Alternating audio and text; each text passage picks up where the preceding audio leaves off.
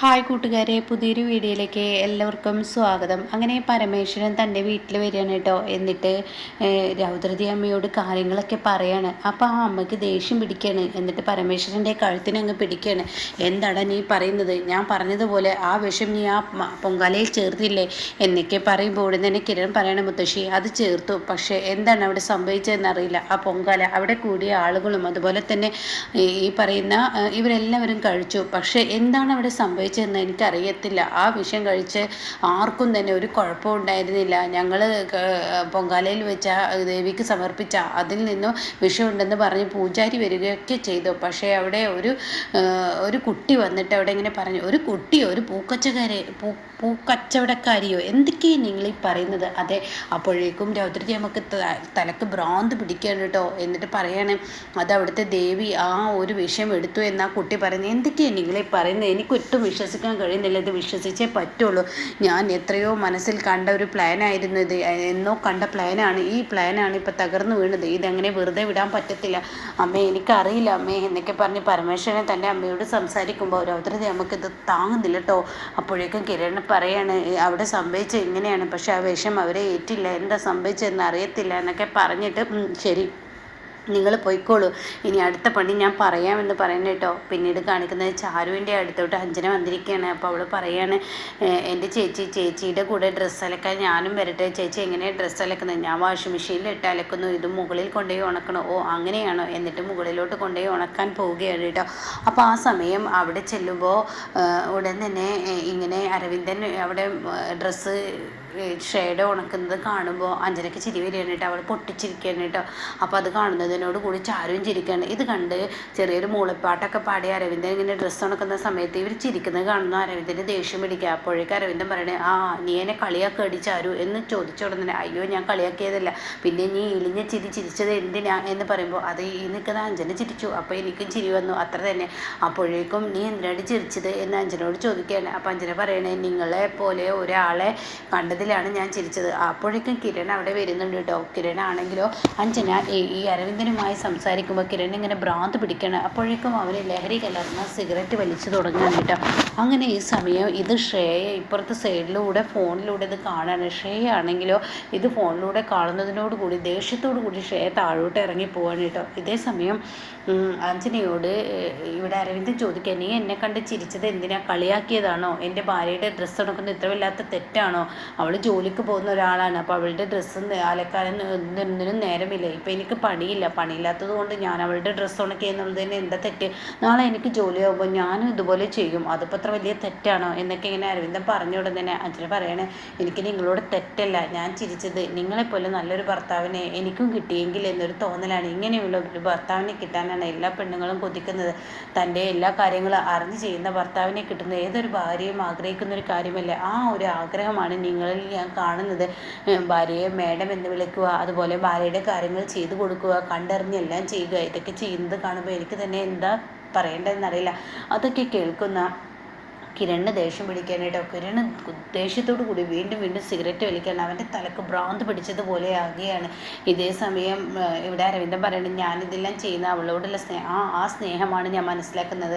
നിങ്ങൾ അവളെ സ്നേഹിക്കുന്നത് കാണുമ്പോൾ എനിക്ക് അങ്ങനെയൊക്കെ ഒരു ഭർത്താവിനെ കിട്ടിയെങ്കിൽ എന്ന് ഏതൊരു പെണ്ണും ആഗ്രഹിച്ചു പോകും. അപ്പോൾ അരവിന്ദൻ പറയണേ, ഇതൊന്നും ഇത്ര വലിയ കാര്യമല്ല. ദാമ്പത്യ ജീവിതം എന്നൊക്കെ പറയുന്നത് പരസ്പരം അങ്ങോട്ടും ഇങ്ങോട്ടും സഹകരിക്കണ്ടേ. ഇപ്പം ഞാൻ ജോലിക്ക് പോകുന്നില്ല, അപ്പോൾ ഞാൻ ജോലിക്ക് പോകാൻ അവൾ എനിക്ക് ചെയ്തു തരും. അത് കേൾക്കുന്ന ഇവിടെ ചാരുവിന് ചിരി വരികയാണ് കേട്ടോ. അതും പറഞ്ഞ് അവിടെ നിൽക്കുമ്പോഴാണ് താഴെ നിന്ന് ശ്രേയ അരവിന്ദ എന്ന് പറഞ്ഞു വിളിക്കുന്നത്. അപ്പോഴേക്കും മേഡം എന്ന് പറഞ്ഞ് പോവുകയാണ് കേട്ടോ. ഇതേ സമയം ചെല്ല് എന്നിങ്ങനെ അഞ്ജന പറയാണ്. അപ്പോഴേക്കും അരവിന്ദൻ താഴോട്ട് ഓടിച്ചെല്ലാണ്. എന്നാൽ ഇത് കണ്ട് ശ്രേയ താഴെ നിൽക്കുന്നുണ്ട് കേട്ടോ. ശ്രേയ ആണെങ്കിലോ തൻ്റെ വണ്ടിയുടെ അടുത്ത് ഇങ്ങനെ നിൽക്കുമ്പോൾ അങ്ങോട്ടേക്ക് കിരൺ ഇറങ്ങി വന്നിരിക്കുകയാണ്. കിരൺ ഇറങ്ങി വന്ന് ശ്രേയെ ശ്രദ്ധിക്കുന്നൊന്നുമില്ല. കിരൺ ദേഷ്യത്തോടു കൂടി സിഗരറ്റ് ഇങ്ങനെ വലിക്കുന്നു, അങ്ങോട്ട് കിടക്കുന്നു ഇങ്ങോട്ട് കിടക്കുന്നു. തൻ്റെ ഭാര്യ ആവാൻ പോകുന്നവൾ അരവിന്ദനോട് സ്നേഹം കാണിച്ചത് കിരണിന് പറ്റിയിട്ടില്ല കേട്ടോ. അങ്ങനെ വിളിച്ച് അരവിന്ദ് മുഖത്തിലൂടെ ഇങ്ങനെ വിളിച്ചും കൊണ്ടിരിക്കുകയാണ്. ഇതേ സമയമാണ് കേട്ടോ കിരൺ ഇത് വന്ന് വലിക്കുന്നത് ശ്രേയ കാണുന്നത്. അവൾക്ക് ഇങ്ങനെ ദേഷ്യം പിടിക്കുകയാണ്. അവളുടെ ആ സ്വഭാവം അവൾ കാണിച്ചു തുടങ്ങണം കേട്ടോ ശ്രേയ.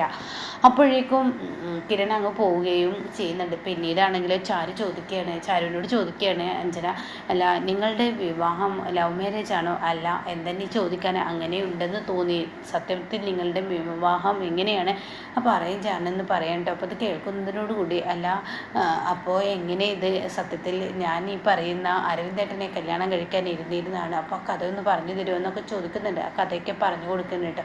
അങ്ങനെ അവർ തമ്മിൽ ഇങ്ങനെ ഡ്രസ്സ് കൊടുക്കുമ്പോഴാണ് താഴോട്ട് അരവിന്ദൻ ഇറങ്ങി വരുന്നത് കാണുന്നതിനോടുകൂടി കിരൺ അരവിന്ദനെ തടയുകയാണ്. അപ്പോൾ ഉടൻ തന്നെ എന്താടാ നീ കാണിക്കുന്നത്? ഞാൻ ഫോണിൽ നിന്ന് ഇറങ്ങി വരുമ്പോൾ നീ എന്തിനാ എന്നെ തടഞ്ഞു നിർത്തുന്നത്? അതെ, നീ ഇവിടെ നിൽക്ക്, നീ ഇപ്പോൾ പോകണ്ട. നിൻ്റെ ഭാര്യ വിളിക്കുമ്പോഴേക്കും നീ എത്തില്ല. പിന്നെ എൻ്റെ ഭാര്യ വിളിക്കുമ്പോൾ ഞാനല്ലാതെ വേറെ ആരാ പോകേണ്ടത്? അതെ, ഞാൻ എന്നോടൊരു കാര്യം പറയാം. എൻ്റെ ഭാര്യ പോകുന്നവളോട് നീ എന്തിനാ സംസാരിച്ചത്? അവളോട് സംസാരിക്കാൻ പറ്റുന്നത് നിനക്ക് മുഖത്തടിച്ച് പറഞ്ഞൂടെ? ഇതെന്തോന്നായി പറയുന്നത്?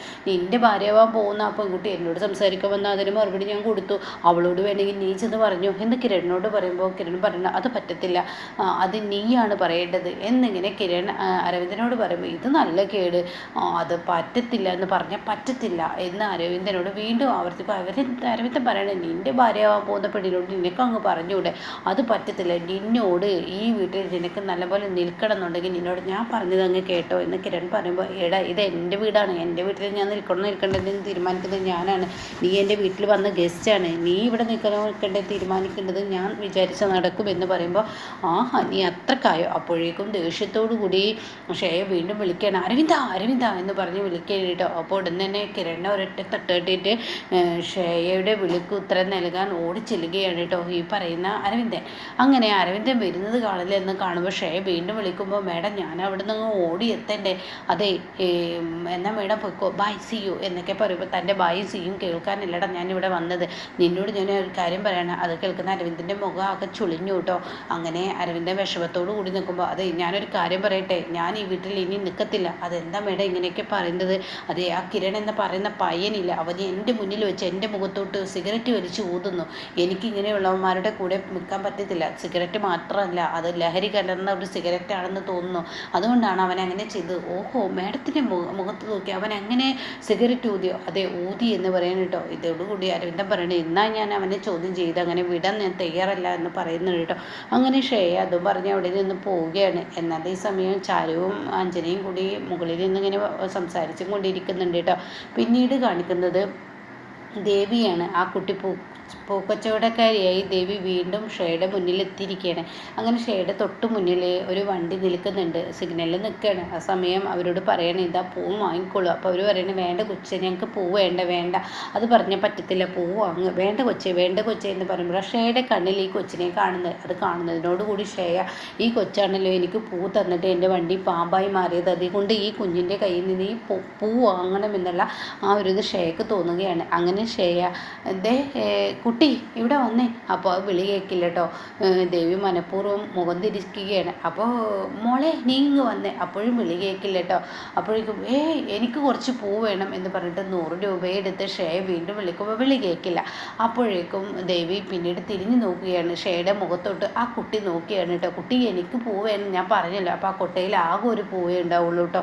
അത് ഈ ജീപ്പിലുള്ള ആളുകളോട് വീണ്ടും ദേവിക നിർബന്ധിച്ചു കൊണ്ടിരിക്കുമ്പോൾ അവർ വേണ്ടെന്ന് പറയണേ. അങ്ങനെ ഷെയ പറയണേ, എനിക്ക് തന്നോളൂ ഞാൻ വാങ്ങിച്ചോളാം എന്ന് പറയുമ്പോഴും ആ വിളി കേൾക്കുന്നുണ്ടേനും കേൾക്കില്ല, പക്ഷെ മുഖത്ത് നോക്കുന്നുണ്ട് കേട്ടോ.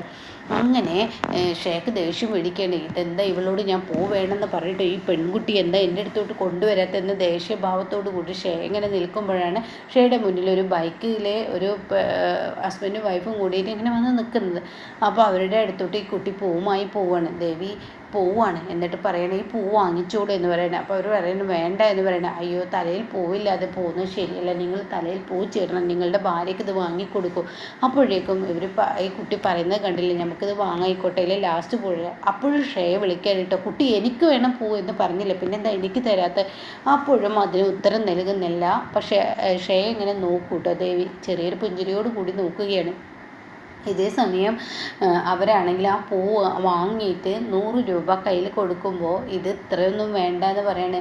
അയ്യോ ഞങ്ങളുടെ കയ്യിൽ ചേഞ്ചില്ല, എന്നാൽ എന്നെ ഇനി ഈ റോട്ടിൽ കാണുമ്പോൾ നിങ്ങൾ എനിക്ക് തന്നാൽ മതി എന്ന് പറഞ്ഞ് അവരെ പറഞ്ഞു വിടുകയാണ് കേട്ടോ. ഇതേ സമയം ശ്രേയയോട് ഇത്ര അഹങ്കാരം പാടില്ല കൊച്ചേ, നീ ഒരു ചെറിയൊരു കുട്ടിയല്ലേ, വിരലിൻ്റെ വലിപ്പവും പോലും ഇല്ലാത്ത നീ ഇത്ര അഹങ്കരിക്കുന്നോ എന്നിങ്ങനെ പറയുമ്പോൾ ഉടൻ തന്നെ ശ്രേയയോട് ദേവി പറയുകയാണ്, അതായത് ആ കൊച്ചു ദേവിയാണെന്നുള്ള ഒരിക്കലും അറിയില്ലല്ലോ, അങ്ങനെ പറയുകയാണ്, അതെ നീ ഒരു കാര്യം ചിന്തിക്കണം, നിനക്ക് ഞാൻ അന്ന് പൂ തന്നപ്പോൾ നീ ആ പൂ വലിച്ചെറിഞ്ഞ് തലയിൽ പോവേണ്ട ചൂടേണ്ട പൂ നീ വലിച്ചെറിഞ്ഞ് നിനക്ക് ഇനി ഒരിക്കലും തലയിൽ പൂ ചൂടാൻ പാടില്ല, അത് എൻ്റെ കൽപ്പനയാണ്, നിനക്കൊരിക്കലും പൂ തരത്തില്ല. ആഹോ നീയാണോടി അത് കൽപ്പിക്കുന്നത്? അത് കേട്ട ഉടനെ അഹങ്കാരവും തിമിറും പിടിച്ച് നിന്നെപ്പോലെ ഒരു പെണ്ണിന് തലയിൽ പൂവല്ലേ വെക്കേണ്ടത്, അതാ നിൻ്റെ വണ്ടിയിലായി ഇരിക്കുന്നതെന്ന് പറയുമ്പോഴേക്കും ശ്രേയക്ക് പണ്ട് ആ പാമ്പിനെ കുറിച്ച് പറഞ്ഞത്, പാമ്പിനെ കണ്ടത് ഇങ്ങനെ ഓർമ്മ, അയ്യോ എൻ്റെ വണ്ടിയിൽ എന്താ, എൻ്റെ സീറ്റിൽ എന്താ, ആഹാ എന്ന് പറഞ്ഞ് പിന്നീട് ചിരിക്കുകയാണ് കേട്ടോ. അപ്പോഴേക്കും ശ്രേയ ആകെ പേടിച്ചു പോകണം. അങ്ങനെ ശ്രേയക്ക് മുട്ടം പണി കൊടുക്കുന്ന ആ ഒരു സീനാണ്. ഇനി ശ്രേയ കിരണിനെ വെറുപ്പിച്ചിരിക്കുകയാണ്. ഇനിയാണ് ഇവിടെ സീൻ ഉണ്ടാവാൻ പോകുന്നത്.